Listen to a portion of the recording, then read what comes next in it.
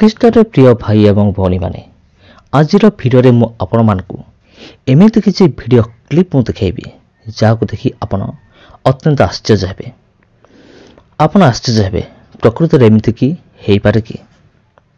ଆଉ ଭିଡ଼ିଓକୁ ଶେଷ ପର୍ଯ୍ୟନ୍ତ ଦେଖନ୍ତୁ, ନହେଲେ ଆପଣଙ୍କର କମେଣ୍ଟ ଆସିବ ଯେ ପ୍ରକୃତରେ ଏଇଟା ଠିକ୍ ହେଲାନି, ଏଇଟା ଏମିତି ହେବା ଉଚିତ ନୁହେଁ, ଆଉ ଭଲରେ ଭିଡ଼ିଓ ବନାଅ, ଏମିତି ଅନେକ କମେଣ୍ଟ ମଧ୍ୟ ଆସିପାରେ। ତେଣୁ ମୋର ଅନୁରୋଧ, କମେଣ୍ଟ କରିବା ପୂର୍ବରୁ ଦୟାକରି ଭିଡ଼ିଓକୁ ଶେଷ ପର୍ଯ୍ୟନ୍ତ ଦେଖନ୍ତୁ, କାରଣ ମୁଁ ମଧ୍ୟ ଚାହେଁନି ଯେ ଭିଡ଼ିଓରେ ମୁଁ ଯାହା କହିବା ପାଇଁ ଚାହୁଁଅଛି ତା ପ୍ରକୃତରେ ନ ଜାଣିକି ଆପଣ କମେଣ୍ଟ କରନ୍ତୁ ବୋଲି। ତେଣୁ ଭିଡ଼ିଓକୁ ଶେଷ ପର୍ଯ୍ୟନ୍ତ ଦେଖନ୍ତୁ।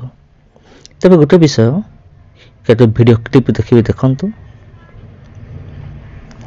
ଏଠାରେ ପ୍ରଭୁ ଯୀଶୁଖ୍ରୀଷ୍ଟଙ୍କର ଏକ ମୂର୍ତ୍ତି ରହିଅଛି, ଯେଉଁଠି ଜଣାଯାଉଛି ଯେପରି ମୂର୍ତ୍ତି ନିଜର ଓଠ ହଲାଉଛି ଏବଂ ନିଜର ଆଖିକୁ ଯେପରି ହଲାଉଛି।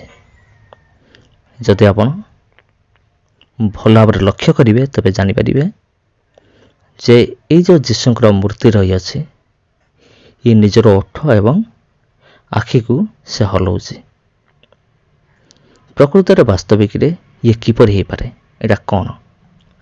ଆଜିର ଭିଡ଼ିଓରେ ମୁଁ ସମସ୍ତ ନିଷ୍ପତ୍ତି ଆପଣଙ୍କ ଉପରେ ମୁଁ ଛାଡ଼ିଲି ଯେ ପ୍ରକୃତରେ ଆପଣ ଦେଖନ୍ତୁ ଏବଂ ପରୀକ୍ଷା କରନ୍ତୁ ବାକ୍ୟ ଅନୁଯାୟୀ ଏବଂ ମୋତେ କମେଣ୍ଟ କରିପାରିବେ ପ୍ରକୃତରେ ଏହା କିପରି ସମ୍ଭବ ହେଲା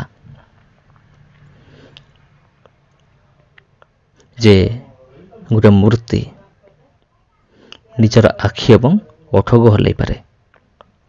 ଆଉ ଯଦି ଆପଣ ପ୍ରମାଣ ଚାହିଁବା ଚାହୁଁଛନ୍ତି ବାଇବେଲରୁ, ତେବେ ଯଦି ଆପଣ ପ୍ରକାଶିତ ବାକ୍ୟ ତାର 12, 13, 14 ଏସବୁ ଯଦି ପଢ଼ିବେ, ତେବେ ସେଠାରେ ଅଦ୍ଭୁତ ବିଷୟ ଶେଷ କାଳରେ ଘଟିବ ବୋଲି ଏମିତି ବାଇବେଲରେ ଲେଖା ଅଛି। ଆଉ ଏଠାରେ ଦେଖନ୍ତୁ, ଏଠାରେ ମଧ୍ୟ ଆମେ ଦେଖିବାକୁ ପାଇବା ପ୍ରଭୁ ଯୀଶୁଖ୍ରୀଷ୍ଟଙ୍କର ଏକ ମୂର୍ତ୍ତି, ଆଉ ସେ ମଧ୍ୟ ନିଜର ଆଖିକୁ ହଲାଉଥିବାର ଏଠାରେ ଏକ ଦୃଶ୍ୟ ଆମେ ଦେଖିବାକୁ ପାଇବା। ହଁ ବନ୍ଧୁଗଣ, ଯେପରି ମୁଁ ଆପଣଙ୍କୁ କହୁଥିଲି, ତେବେ ଦେଖନ୍ତୁ ଭଲ ଭାବରେ ଲକ୍ଷ୍ୟ କରନ୍ତୁ, ତେବେ ଜାଣିପାରିବେ, ନହେଲେ ଜାଣିପାରିବେନି।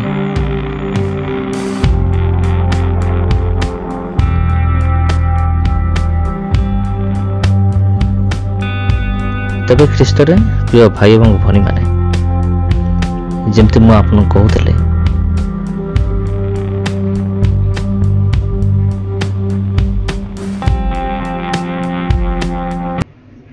ଲକ୍ଷ୍ୟ କଲେ ତ ନା? ଆଉ ଏଇଠାରେ ମଧ୍ୟ ଆମେ ଦେଖୁଅଛୁ, ଏଠାରେ ମଧ୍ୟ ଏକ ଯୀଶୁଙ୍କର ମୂର୍ତ୍ତି ରହିଅଛି। ଆଉ ଏଠାରେ ଆମେ ଦେଖିବାକୁ ପାଇବା ଯେ ଯୀଶୁଙ୍କର ମୂର୍ତ୍ତିରୁ ଝାଳ ବାହାରୁଥିବ, ଆଉ ଜଣେ ବ୍ୟକ୍ତି ସେ ଝାଳକୁ ଏକ ରୁମାଲ ମାଧ୍ୟମରେ ପୋଛୁଥିବାର ମଧ୍ୟ ଭିଡ଼ିଓରେ ନଜର ଆସିଛି। ତେବେ ଭିଡ଼ିଓକୁ ଦେଖନ୍ତୁ ଧ୍ୟାନର ସହିତ।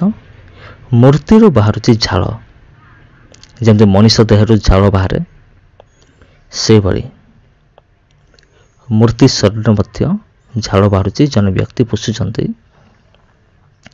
ହଁ ବନ୍ଧୁଗଣ, ଯେମିତି ମୁଁ ଆପଣଙ୍କୁ କହିଲି ଯେ ପ୍ରକାଶିତ ବାକ୍ୟରେ ଲେଖା ଅଛି, ଶେଷ କାଳରେ ମୂର୍ତ୍ତି ମଧ୍ୟ କଥା କହିବ। ଆଉ ଯେହେତୁ ଶେଷ କାଳ ସନ୍ନିକଟ ହୋଇ ଆସୁଅଛି, ତେବେ ଏହିଭଳି ଲକ୍ଷଣ ଗୁଡ଼ିକ ଦେଖାଯିବା ସ୍ୱାଭାବିକ ଅଟେ। କିନ୍ତୁ ଆପଣଙ୍କୁ କ'ଣ ଲାଗୁଛି? ଆପଣ କମେଣ୍ଟ ମାଧ୍ୟମରେ ନିଶ୍ଚୟ ଜଣାଇବେ। ଏଠି ମୁଁ ମୋ ମତ ନୁହେଁ, ବରଂ ଆପଣଙ୍କ ମତ ଗୁରୁତ୍ୱପୂର୍ଣ୍ଣ ଅଟେ। ଆପଣ କ'ଣ ଚିନ୍ତା କରୁଛନ୍ତି, ଆପଣ କ'ଣ ଭାବୁଛନ୍ତି, ତା ନିଶ୍ଚିନ୍ତ ରୂପରେ ଜଣାଇ ପାରିବେ।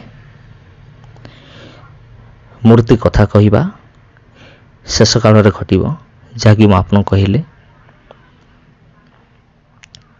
ଯେଉଁଟାକି 666 ନମ୍ବର ଯେତେବେଳେ ଆସିବ, ସେତେବେଳେ ଏହି ସମସ୍ତ ବିଷୟ ଘଟିବା ସ୍ୱାଭାବିକ ଅଟେ।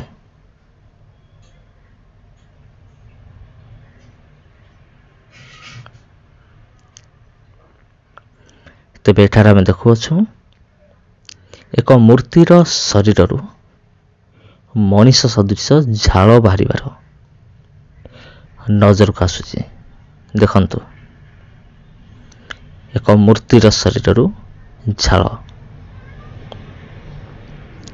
ଏ ଭିଡ଼ିଓ ନିଶ୍ଚିନ୍ତ ଭାବରେ ଅନେକଙ୍କୁ ବିଚଳିତ କରିବ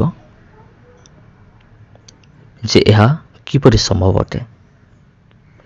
ତେବେ ଆପଣ କୁହନ୍ତୁ, ଏହା ପ୍ରକୃତରେ ଏହା କ'ଣ ସତ୍ୟ ଘଟଣା ବା ଏଟା ଆଉ କ'ଣ ବିଷୟ ହୋଇପାରେ? ଆପଣ ନିଶ୍ଚିନ୍ତ ରୂପରେ କମେଣ୍ଟ ମାଧ୍ୟମରେ ଆପଣ ଜଣାଇ ପାରିବେ।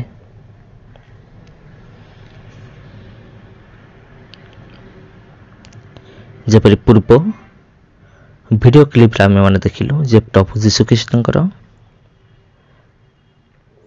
ଆଖି ହଲୁଥିବାର, ଓଠ ହଲୁଥିବାର, ବର୍ତ୍ତମାନ ଆମେମାନେ ଦେଖୁଅଛୁ ପ୍ରଭୁ ଯୀଶୁଖ୍ରୀଷ୍ଟଙ୍କର ମୂର୍ତ୍ତିରୁ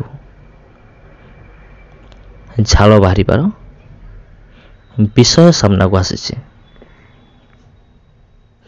ତେବେ ଏହାକୁ ଆପଣ କିପରି ଗ୍ରହଣ କରିପାରିବେ ତା ଆପଣଙ୍କର ହାତରେ ରହିଲା। ଆପଣ ଏହାକୁ ଗ୍ରହଣ କରନ୍ତୁ କିମ୍ବା ରିଜେକ୍ଟ କରନ୍ତୁ, ତାହା ହେଉଛି ଆପଣଙ୍କର ନିଷ୍ପତ୍ତି, ଆପଣଙ୍କର ଅଧିକାର।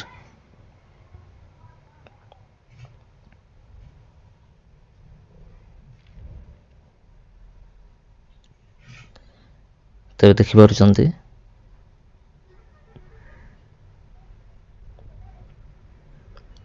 ତେବେ ଖ୍ରୀଷ୍ଟରେ ପ୍ରିୟ ଭାଇ ଏବଂ ଭଉଣୀମାନେ, ଶେଷ କାଳରେ ଏପରି ଅନେକ ଅଦ୍ଭୁତ ଲକ୍ଷଣ ଗୁଡ଼ିକ ସବୁ ଦେଖାଯିବ, ଯାହାକି ଅନେକଙ୍କୁ ବିଚଳିତ କରିବ, ଅନେକଙ୍କୁ ଆଶ୍ଚର୍ଯ୍ୟ କରିବ। ଅନେକ ଏ ବିଷୟରେ ସେମାନେ ଆଶ୍ଚର୍ଯ୍ୟ ହେବେ ଯେ ପ୍ରକୃତରେ ଏମିତି ହେଇପାରେ କି? ଯେତେବେଳେ ଆମେ ପ୍ରକାଶିତ ବାକ୍ୟ ଯେତେବେଳେ ପଢ଼ୁ, ଯେତେବେଳେ ପ୍ରଥମ ପଶୁ, ଦ୍ୱିତୀୟ ପଶୁ, ତୃତୀୟ ପଶୁ ଯେତେବେଳେ ସେମାନଙ୍କର କାର୍ଯ୍ୟ କରିବେ, ସେତେବେଳେ ଜଗତର ଲୋକମାନେ ସେମାନଙ୍କର ପ୍ରଶଂସା କରିବେ ଏବଂ ପ୍ରଶଂସା କରିକି ସେମାନେ କହିବେ, ଏ ପଶୁ ପରି କିଏ ହେଇପାରେ?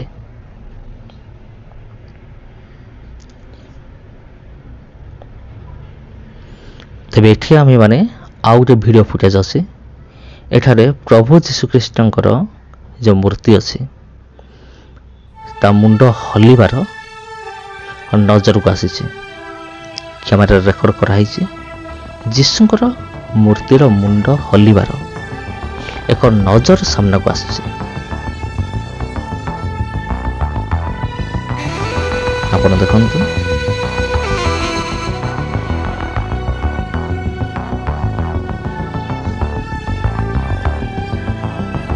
ଆଉ ସେଥିପାଇଁ ଆଉ ଯଦି ଭିଡ଼ିଓ ଆପଣଙ୍କୁ ଇଣ୍ଟରେଷ୍ଟିଂ ଲାଗୁଥାଏ ତେବେ ଭିଡ଼ିଓକୁ ଗୋଟେ ଲାଇକ୍ ନିଶ୍ଚୟ କରନ୍ତୁ, ଆଉ ଏଇ ଭିଡ଼ିଓକୁ ସେୟାର କରନ୍ତୁ ଅନ୍ୟମାନଙ୍କ ସହିତ। ଆଉ ଯଦି ପ୍ରଥମ ଥର ପାଇଁ ଆସିଛନ୍ତି ତେବେ ଚ୍ୟାନେଲକୁ ସବସ୍କ୍ରାଇବ୍ କରିବାକୁ ମଧ୍ୟ ଭୁଲନ୍ତୁ ନାହିଁ। ତେବେ ଖ୍ରୀଷ୍ଟରେ ପ୍ରିୟ ଭାଇ ଏବଂ ଭଉଣୀମାନେ, ଆପଣ ଯଦି ଭଲ ଭାବରେ ଲକ୍ଷ୍ୟ କରିବେ ତେବେ ଯେ ଆପଣ ଜାଣିପାରିବେ ଯେ ମୂର୍ତ୍ତିର ମୁଣ୍ଡ ହଲୁଛି ବୋଲି। ଯଦି ଭଲ ଭାବରେ ଲକ୍ଷ୍ୟ କରିବେ ନାହିଁ ତେବେ ଆପଣ କଦାପି ଜାଣିପାରିବେ ନାହିଁ ଯେ ମୂର୍ତ୍ତିର ମୁଣ୍ଡ ହଲୁଛି ବୋଲି।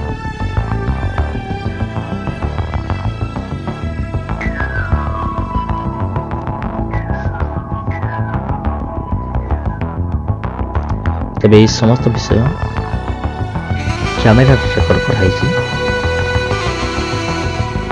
ଆଉ CCTV କ୍ୟାମେରାର ଅନେକ ଫୁଟେଜ୍ ଅଛି। ଆଉ ଏଇଠାରେ ଦେଖନ୍ତୁ, ଖ୍ରୀଷ୍ଟର ପ୍ରିୟ ଭାଇ ଭଉଣୀମାନେ, ଆକାଶରେ ଯୀଶୁଙ୍କର ଛବି ଦେଖାଗଲା। ତେବେ ଏଠାରେ ଯେଉଁ ଭିଡ଼ିଓ କ୍ଲିପ୍ ଅଛି ତାହାକୁ ମୁଁ ଆପଣମାନଙ୍କୁ ଦେଖିବା ପାଇଁ ଚାହୁଁଅଛି ଯେ ଆକାଶରେ ପ୍ରଭୁ ଯୀଶୁଖ୍ରୀଷ୍ଟଙ୍କର ଛବି ଦେଖାଗଲା। ଏଇଟା ଦେଖନ୍ତୁ, ବହୁତ ଦୂରରୁ ରେକର୍ଡିଂ କରାହେଇଛି, କିନ୍ତୁ ପ୍ରକୃତରେ ଏହା କ'ଣ ଆପଣ କମେଣ୍ଟ କରିକି ଜଣାନ୍ତୁ।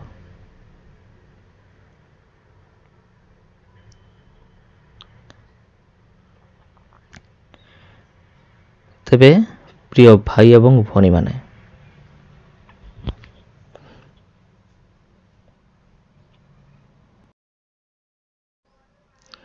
ଏଠାରେ ଆମେ ଦେଖୁଛୁ ମରିୟମଙ୍କର ମୂର୍ତ୍ତି, ତାଙ୍କର ଆଖିରୁ ରକ୍ତର ଧାର, ରକ୍ତର ଲୁହ। এই ଭିଡ଼ିଓ ଫୁଟେଜରେ ଆମେ ଦେଖିବା। ଏଠାରେ ମରିୟମଙ୍କର ଏକ ମୂର୍ତ୍ତି ରହିଅଛି। ଦେଖନ୍ତୁ, ତଳେ ମଧ୍ୟ ରକ୍ତ ପଡ଼ିଅଛି। ତାଙ୍କର ଆଖିରୁ ରକ୍ତର ଲୁହ ବାହାରିକି ତାଙ୍କ ଶରୀର ଦେଇକି ତାଙ୍କର ବସ୍ତ୍ର ଭିଜି ଯିବାର ନଜରକୁ ଆସୁଛି। ତେବେ ଖ୍ରୀଷ୍ଟରେ ପ୍ରିୟ ଭାଇ ଏବଂ ଭଉଣୀମାନେ, ଏହାକୁ ଆପଣ କିପରି ଗ୍ରହଣ କରିପାରିବେ? ତାହା ହେଉଛି ଆପଣଙ୍କ ହାତରେ ରହିଲା। ଆପଣ ହୁଏତ ଏହାକୁ ଗ୍ରହଣ କରିପାରନ୍ତି, ନଚେତ୍ ଏହାକୁ ଆପଣ ରିଜେକ୍ଟ ମଧ୍ୟ କରିପାରନ୍ତି। ତାହା ଆପଣଙ୍କର ହାତରେ ରହିଲା। ତେବେ ଏହି ଭିଡ଼ିଓକୁ ଅନ୍ୟମାନଙ୍କ ସହିତ ସେୟାର କରନ୍ତୁ ଯଦି ଭିଡ଼ିଓ ଭଲ ଲାଗିଥାଏ।